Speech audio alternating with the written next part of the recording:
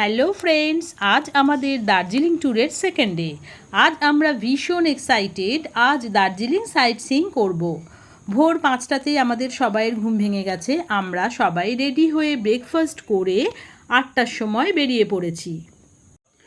পাহাড়ি আঁকাবাঁকা পথ, সবুজে মোড়া পাহাড় ইত্যাদি প্রাণ ভরে উপভোগ করতে করতে আমরা এসে পৌঁছে গেছি পিস পাগোড়া এবং জাপানিজ টেম্পলে।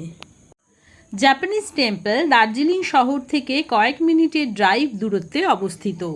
এটি স্থাপত্যের এক অনন্য নিদর্শন। সিঁড়ির পাশে দুটি কংক্রিটের সিংহ মূর্তি রয়েছে, যা এর মহিমা আরও বাড়িয়ে তোলে। পিস পাগোড়ার একটি মনোমুগ্ধকর বাঁকা ছাদ রয়েছে এবং অলংকৃত কাঠের খোদাই রয়েছে।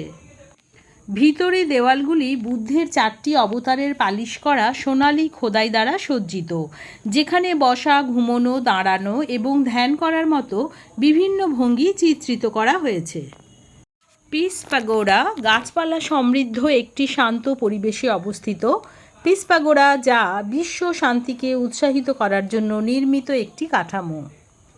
পিস পাগোড়ার এক অপরূপ নৈসর্গিক দৃশ্য বেশ উপভোগ করছিলাম। জাপানিজ টেম্পল দার্জিলিংয়ে প্রতিদিন ভোর 4:30 থেকে সন্ধে 7টা পর্যন্ত দর্শনার্থীদের জন্য খোলা থাকে। তাহলে চলো, দেখা হচ্ছে বাতাসিয়া লুপে।